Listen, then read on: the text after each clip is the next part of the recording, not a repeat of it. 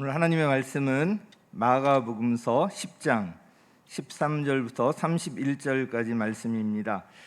그러나 교독은 17절부터 22절까지만 하도록 하겠습니다. 마가복음 10장 17절부터 22절까지 한 절씩 교독하도록 하겠습니다. 예수께서 길을 떠나시는데 한 사람이 달려와서 그 앞에 무릎을 꿇고 그에게 물었다. 선하신 선생님, 내가 영원한 생명을 얻으려면 무엇을 해야 합니까? 그래서 그에게 말씀하셨다. 어찌하여 너는 나를 선하다고 하느냐? 하나님 한 분밖에는 선한 분이 없다. 너는 계명을 알고 있을 것이다. 살인하지 말아라, 간음하지 말아라, 도둑질하지 말아라, 거짓으로 증언하지 말아라, 속여서 빼앗지 말아라, 내 부모를 공경하여라 하지 않았느냐? 그가 대답하게 말하였다. 선생님, 나는 이 모든 것을 어려서부터 다 지켰습니다. 예수께서 그를 눈여겨보시고 사랑스럽게 여기셨다. 그리고 그에게 말씀하셨다. 너에게는 한 가지 부족한 것이 있다. 가서 내가 가진 것을 다 팔아서 가난한 사람들에게 주어라. 그리하면 내가 하늘에서 보화를 차지하게 될 것이다. 그리고 와서 나를 따라라. 그러나 그는 이 말씀 때문에 울상을 짓고 근심하면서 떠나갔다. 그에게는 재산이 많았기 때문이다. 아멘. 제가 마스크를 벗고 설교하겠습니다. 마스크 쓰고 설교하는 것도 거의 2년 되어 가는 것 같은데요.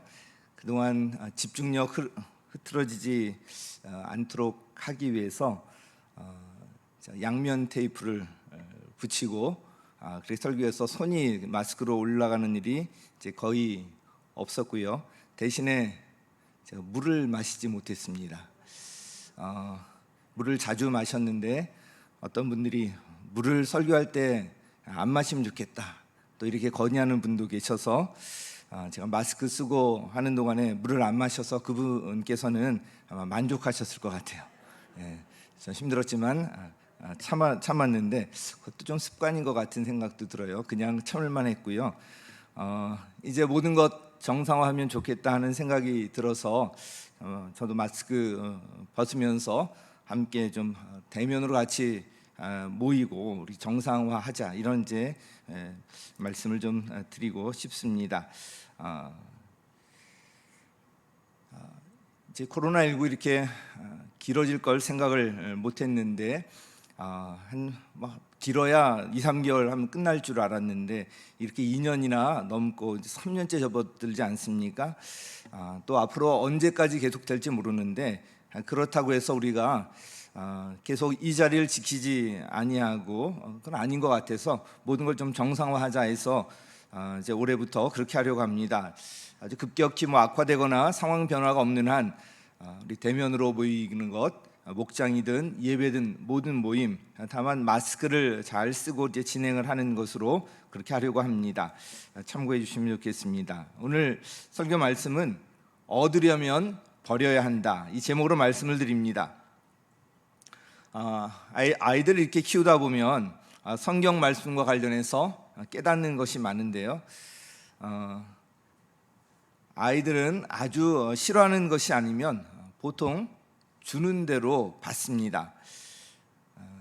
요새 이제 손자 이야기를 너무 해서 손자 얘기 그만하고 저희 아들이 어렸을 때 이야기를 하면요.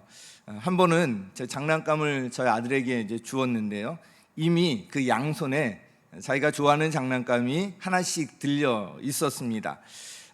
아들이 좋아하는 장난감이었는데 제가 주려고 했던 것은 아이가 아들이 들고 있는 이 장난감보다 더 비싸고 훨씬 더 좋은 장난감이었습니다. 제가 이렇게 주니까 이 손에 있는 거를 놓아야 되나 놓고 그걸 받아야 되나 계속 주저하고 있는 것을 이제 보았습니다. 어쩔 줄 몰라 하는 모습이었어요. 제가 주려는 장난감을 받고 싶은데 그러려면 지금 손에 쥐고 있는 장난감을 놓아야 했기 때문이었습니다. 손에 있는 것 놓기도 싫고 또 아빠가 주려는 것 받고 싶고 이러면서 어쩔 줄 몰라 하는 모습이 모습을 보였었는데 설교를 준비하면서 그때 그런 모습이 떠올랐습니다. 혹시 오늘 우리 모습이 그런 모습은 아닐런지요. 오늘 말씀을 통해서 우리 자신을 좀 돌아보는 시간이 되기를 바랍니다. 우리가 얻으려면 버려야 합니다. 그 첫 번째 메시지는요, 어린이와 같이 되어야 한다는 것입니다. 우리 함께 읽겠습니다. 시작. 어린이와 같이 되어야 한다. 자, 오늘 본문에는 어린이가 등장합니다. 사람들이 이 어린이들을 데리고 와서 예수님께서 쓰다듬어 주기를 바랬다, 이렇게 기록하고 있습니다. 예수님께서 손을 얹어서 축복해 주기를 바랐던 것 같습니다. 그런데 이때 제자들이 나서서 그들을 꾸짖으면서 아이들이 오지 못하도록 막았습니다. 제자들은 아마도 예수님을 아이들 때문에 예수님 사역이 방해될까 싶어서 그랬던 것 같습니다. 그런데 이에 대한 예수님의 반응은 어린이들이 오는 것을 막지 말라는 것이었습니다. 그래서 14절에 이렇게 말씀합니다. 그러나 예수께서는 이것을 보시고 노하셔서 제자들에게 말씀하셨다. 어린이들이 내게 오는 것을 허락하고 막지 말아라. 하나님 나라는 이런 사람들의 것이다. 예수님께서 이렇게 분명하게 말씀하십니다. 이 성경을 보면 어린이들이 예수님을 잘 따랐던 것 같습니다. 아이들 키워보신 분들은 아시겠지만 아이들은 자기를 누가 좋아하는지 아주 잘 느낌으로 아는 것 같아요.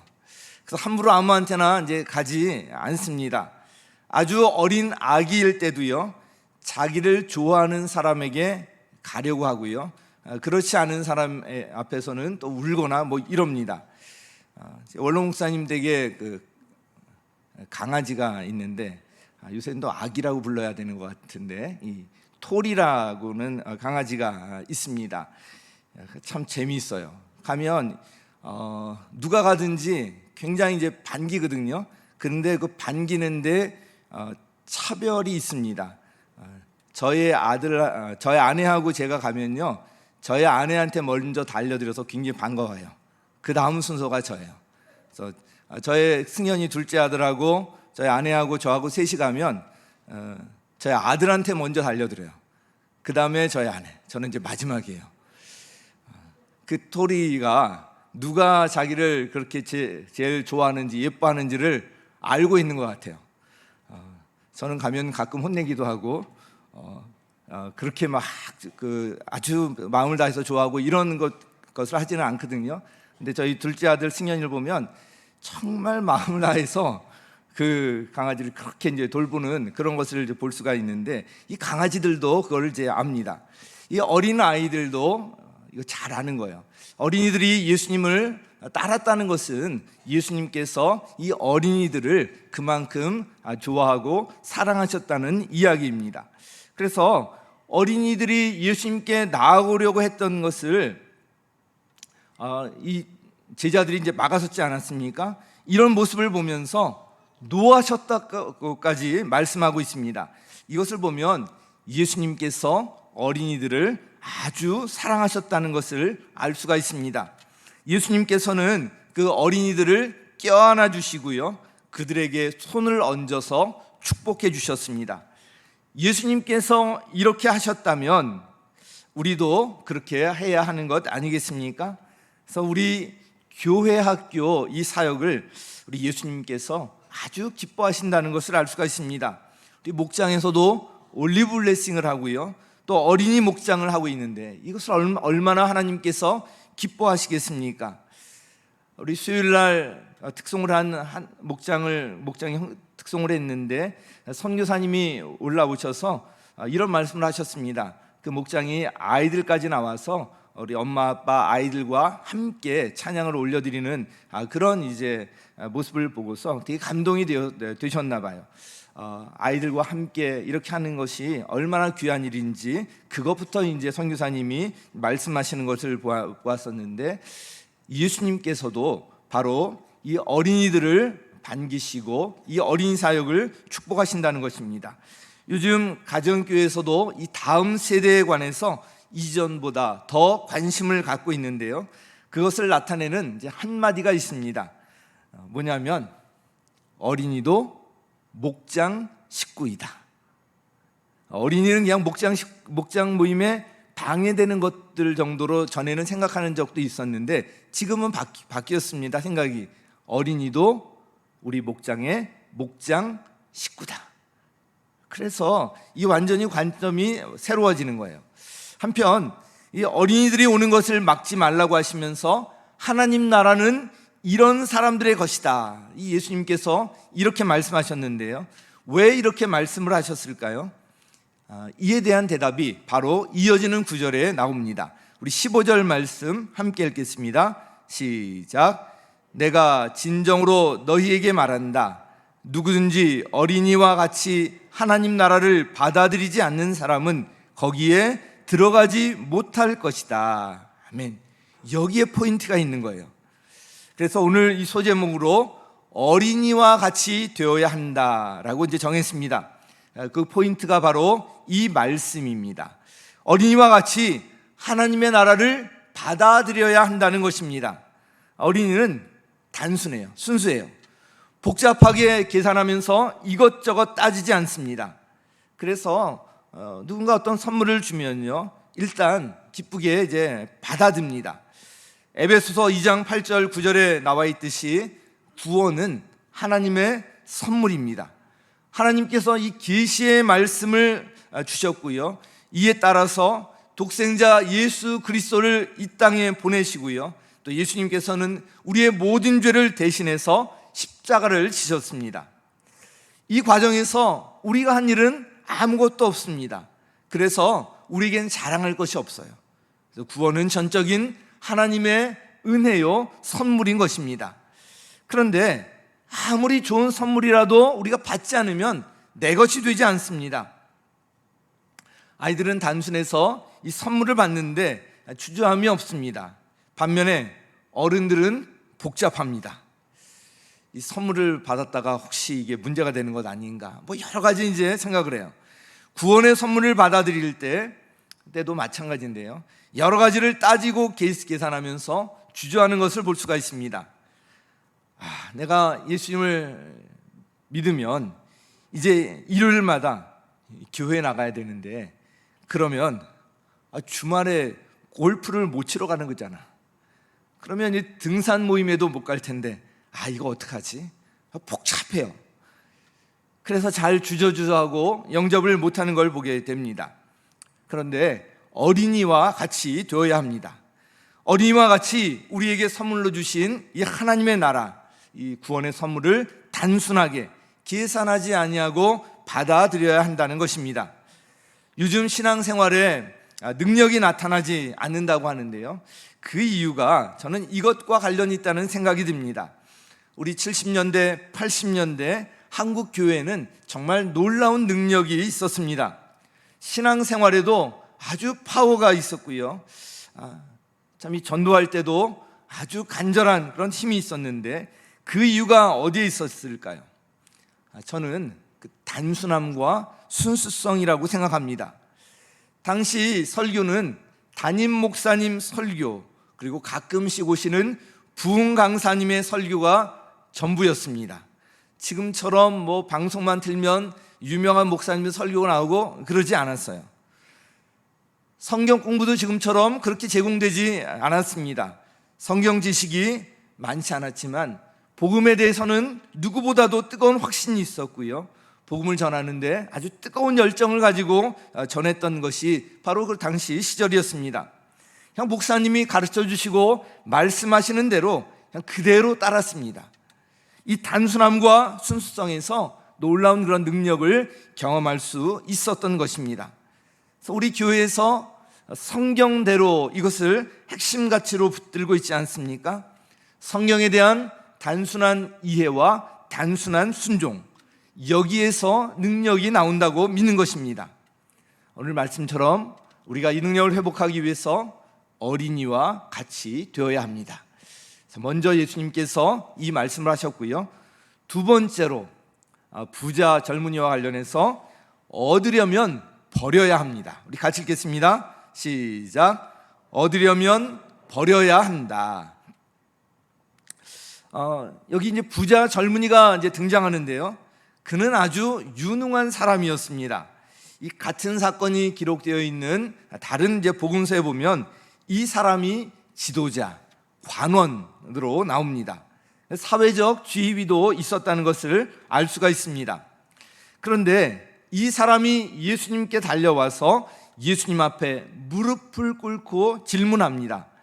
당시 예수님도 30대 초반의 젊은이였기 때문에 이걸 감안한다면 이 젊은이가 사회 또 그 지도급의 그런 지위도 있었고요. 또 아주 재산도 갖고 있는 부자였던 이 젊은이가 예수님 앞에 무릎을 꿇고 질문했다는 것은 그가 얼마나 겸손한 사람이었는가를 그대로 나타내고 있는 것입니다. 그리고 그의 질문도 다른 것이 아니었습니다. 다른 걸 무엇을 얻는 것에 관한 것이 아니라 영생에 관한 거예요. 어떻게 하면 영생을 얻을 수 있는지 이에 관한 질문이었습니다. 젊은 사람이 사회적 지위도 있고요, 재산도 많고요, 게다가 겸손하고 영적인 것에 관심이 있으니 얼마나 유능한 사람입니까? 게다가 그는 어려서부터 율법에 있는 이 계명을 다 지켰다고 하고 있습니다. 그러니까 그런 그를 바라보면서 예수님께서 얼마나 기특하셨겠습니까? 그래서 예수님께서 21절에 이렇게 말씀합니다. 우리 같이 읽겠습니다. 시작. 예수께서 그를 눈여겨보시고 사랑스럽게 여기셨다. 그리고 그에게 말씀하셨다. 너에게는 한 가지 부족한 것이 있다. 가서 네가 가진 것을 다 팔아서 가난한 사람들에게 주어라. 그리하면 네가 하늘에서 보화를 차지하게 될 것이다. 그리고 와서 나를 따라라. 예수님께서는 이렇게 사회적 지위도 있고 재산도 많으면 교만할 법도 한데 그런 가운데서도 겸손하게 예수님 앞에서 무릎을 꿇고 영생에 관한 질문을 하는 이 젊은이를 보면서 아주 기특하셨던 것 같아요. 그래서 눈여겨보시고 사랑스럽게 여기셨다라고 말씀하고 있습니다. 근데 이 21절 이 말씀은 사실은 예수님께서 이 젊은이를 제자로 초청하는 말씀입니다. 그 젊은이의 인생에 있어서 아주 중요한 순간이었습니다. 예수님께서는 젊은이에게 너에게 한 가지 부족한 것이 있다. 그러면서 갖고 있는 것, 가진 것을 다 팔아서 가난한 사람들에게 주라고 도전하셨습니다. 그리고 와서 나를 따라라 이렇게 말씀하셨습니다. 예수님께서 베드로를 제자로 부르셨을 때 베드로는 자기가 갖고 있던 그물을 버리고 예수님을 따라 나섰습니다. 어부인 베드로에게 그물은 가장 중요한 생업의 수단이었습니다. 예수님께서 바로 이런 말씀을 이 젊은이에게 하셨던 거예요.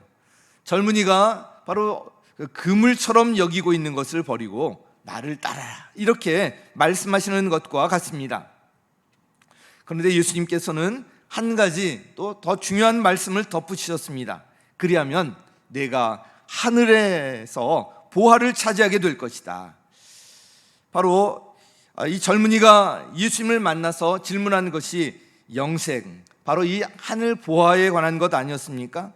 예수님께서 그 길을 분명하게 말씀해 주셨는데요, 그 젊은이는 거기에까지 따르지 못하고 말았습니다. 바로 자기가 갖고 있는 것을 포기할 수 없었기 때문이었습니다. 22절에 보면 예수님에 대한 말씀에 대한 이 젊은이의 반응이 나오는데요, 이렇게 기록하고 있습니다. 그러나 그는 이 말씀 때문에 울상을 짓고 근심하면서 떠나갔다. 그에게는 재산이 많았기 때문이다. 울상을 짓고 근심하면서 떠나갑니다. 영생, 이 하늘보화 얻고 싶은데 자기가 지금 갖고 있는 것을 하고 싶지 않았던 거예요. 둘 다 갖고 싶었던 거예요. 그러니까 울상을 짓고 근심하면서 그만 예수님을 떠나갑니다.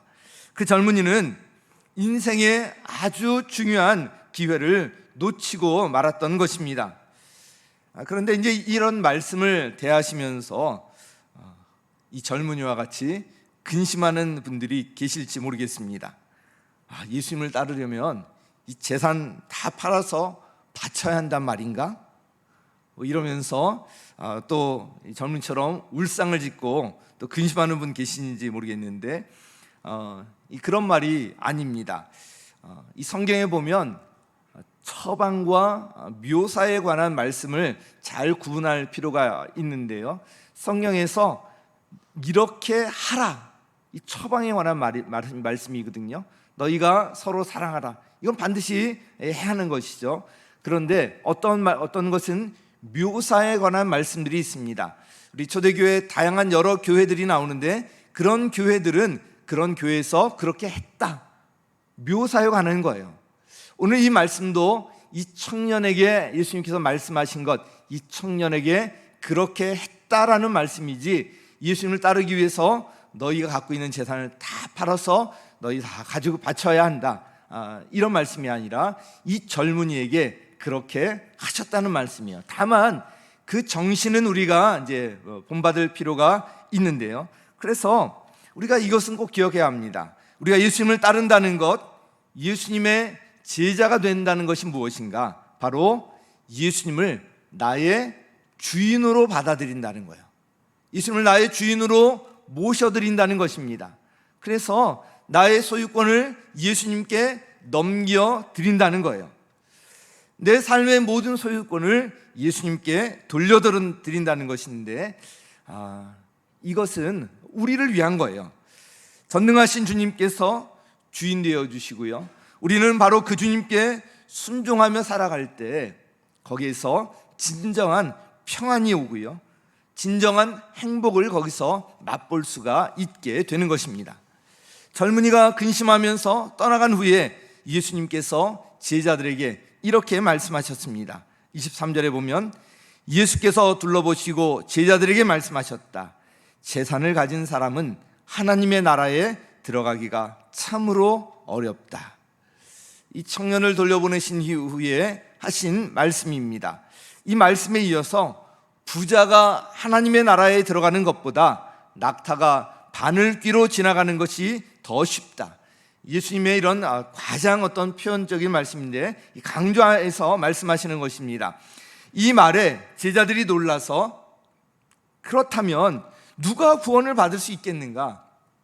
서로 이렇게 이야기하는 장면이 기록되어 있습니다. 당시 부자가 된다는 것은 하나님의 축복이라고 여기고 있었는데, 아니 부자들은 그러면 다 구원을 받지 못하는 것인가? 이것 때문에 예수님의 이 말씀이 이해가 되지 않았던 것입니다. 이에 대해서 예수님께서 말씀하십니다. 하나님께는 모든 일이 가능하다고 하시면서 영생은 전적으로 하나님께 달려있다는 것을 강조하시고요, 그러면서 이렇게 말씀하십니다. 우리 29절 30절 함께 읽겠습니다. 시작. 예수께서 말씀하셨다. 내가 진정으로 너희에게 말한다. 나를 위하여 또 복음을 위하여 집이나 형제나 자매나 어머니나 아버지나 자녀나 논밭을 버린 사람은 지금 이 세상에서는 박해도 받겠지만 집과 형제와 어머니와 자녀와 논밭을 100배나 받을 것이고 오는 세상에서는 영원한 생명을 받을 것이다. 아멘. 당시 예수님을 따른다는 것은 유대인들의 입장에서 보면, 당시 다 유대교를 믿고 있지 않았습니까? 그 입장에서는 배교에 해당되는 일이었습니다. 때로는 포기할 것이 있었고요, 버려야 하는 일들도 있었습니다. 그런데 예수님을 따를 때 그것과 비교할 수 없는 놀라운 축복이 따른다는 것입니다. 두 가지를 말씀하고 있습니다. 먼저 이 세상에서 받는 복이 있습니다. 예수님을 믿기 때문에 핍박도 있고 어려움이 따르지만 결국은 집과 가족과 논밭을 100배나 받는다고 말씀하고 있습니다. 이 100배나 받는다는 표현을 여러 가지 해석을 하고 있지만, 어떻든 예수님을 따를 때 우리가 내세에서 나중에 죽어서뿐만 아니라 이 세상에서도 주어지는 놀라운 그런 축복이 있다는 것입니다. 또한 궁극적으로는 오는 세상에서, 앞으로 우리가 돌아갈 그 세상에서 영생의 복을 받게 된다는 것을 말씀하고 있습니다. 그런데 여러분, 예수님을 따르는 것을 포기하고 떠난 이 부자 젊은이, 그 후에 어떻게 되었을까요? 있는 재산 가지고 잘 먹고 잘 살았겠죠? 그러다가 그냥 늙어서 죽었겠죠? 그것으로 끝이에요. 아마도 그 많은 재산을 다 써보지도 못하고 그냥 죽었을 것입니다. 그는 당장 자기 눈앞에 있는 것, 이걸 놓치고 싶지 않아서 이걸 붙들고 있다가 자기가 잃게 될 것만 생각하다가 그것과는 비교가 안 되는 영원한 하늘보화, 이 영생의 복을 그만 놓치고 말았습니다. 얼마나 어리석은 일입니까? 버려야 할 것, 또 잃게 될 것만 바라보다가 그것과 비교가 되지 않는 이 놀라운 보화를 놓친다면 이것은 정말 어리석은 일입니다. 사랑하는 성도 여러분, 예수님을 따를 때 우리가 포기해야 할 것들이 분명히 있습니다. 지금도 이 자리에 나와 있는 것, 얼마든지 다른 세상에서 일들이 있을 텐데 포기하고 이 자리에 나오신 거잖아요. 그것 때문에 또 박해를 받기도 하고요, 어려움들이 있을 수 있습니다. 그런데 그것과는 비교되지 않는 놀라운 축복이 우리에게 약속되어 있습니다. 이 복은 내세에서만, 죽어서만 받는 것이 아니라 이 세상에서도 누리게 되고요, 또한 오는 세상에서도 영원히 누릴 수 있는 복입니다. 세상에서 경험할 수 없는 그 복이 우리 삶 가운데 있다는 거예요. 이 복을 얻기 위해서는 우리가 버릴 것은 버려야 한다는 것입니다. 얻으려면 버려야 한다 말씀드렸고요. 세 번째로 우리 적용과 관련해서 신앙의 경주를 멈추지 말라는 것입니다. 같이 읽겠습니다. 시작. 신앙의 경주를 멈추지 말라. 바로 우리가 놓치지 말아야 할 말씀이 이 마지막 말씀입니다. 우리 31절 우리 같이 읽겠습니다. 시작. 그러나 첫째가 꼴찌가 되고 꼴찌가 첫째가 되는 사람이 많을 것이다. 이 말씀을 뜬금없이 하시는 것 같지만 사실은 앞에 있는 말씀과 쭉 연관이 되어 있습니다. 이 말씀은 우리가 이렇게 잘 아는 말씀인데, 먼저 된 자가 나중되고 나중된 자가 먼저 된다. 경험적으로 이런 말씀을 많이들 하실 거예요. 이제 교회 나오지 얼마 안 됐는데 굉장히 충성 헌신하면서 정말 신앙이 막 잘하는 그런 사람을 보면서 이런 말씀을, 야, 나중된 자가 먼저 되는구나, 이런 말씀을 많이들 하시지 않습니까?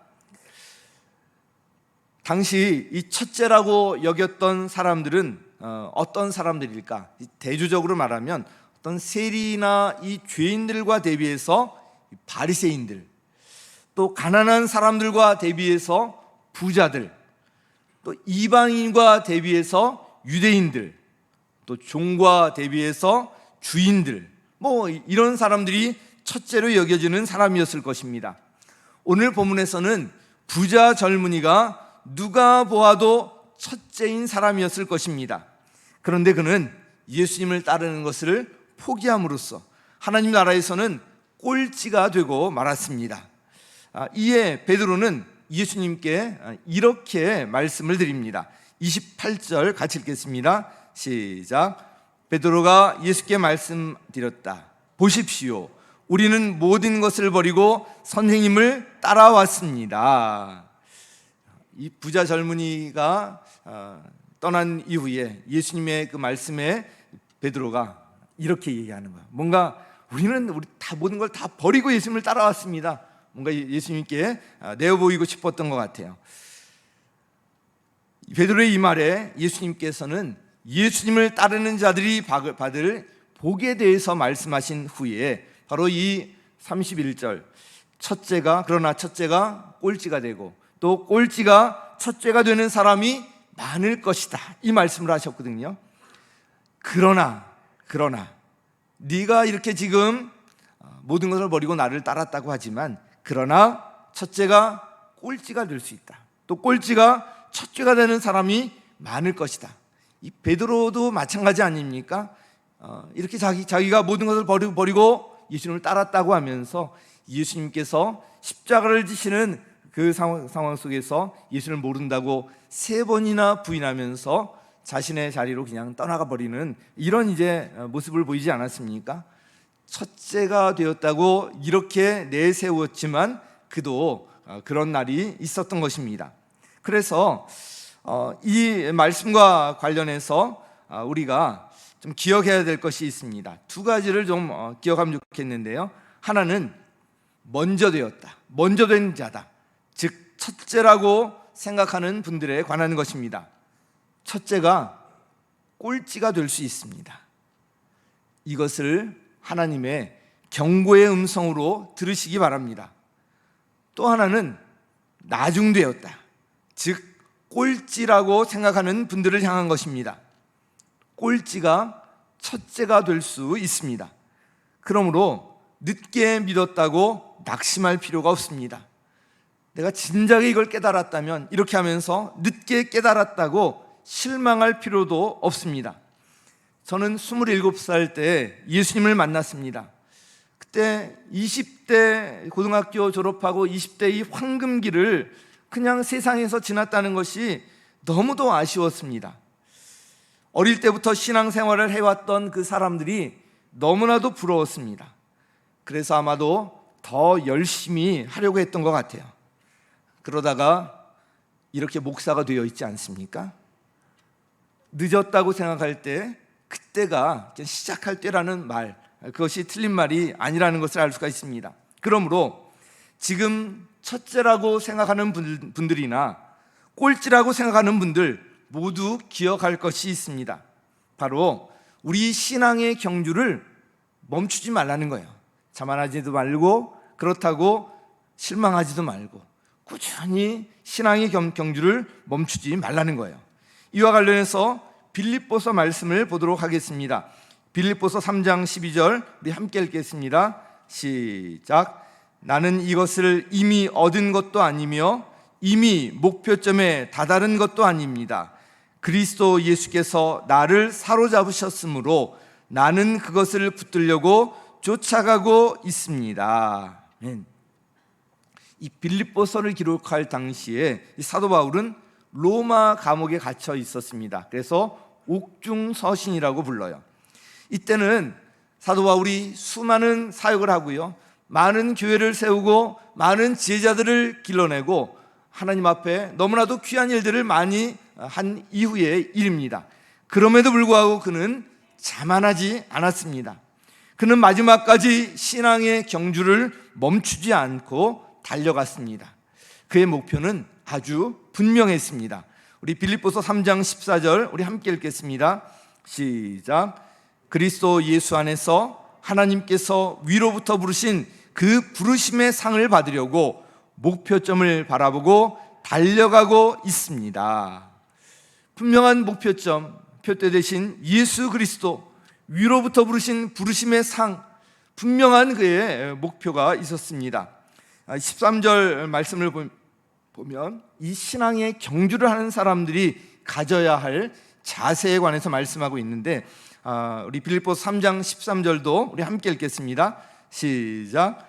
내가 하는 일은 오직 한 가지입니다. 뒤에 있는 것은 잊어버리고 앞에 있는 것을 향하여 몸을 내밀면서, 자, 뒤에 있는 것은 어떻게 해요?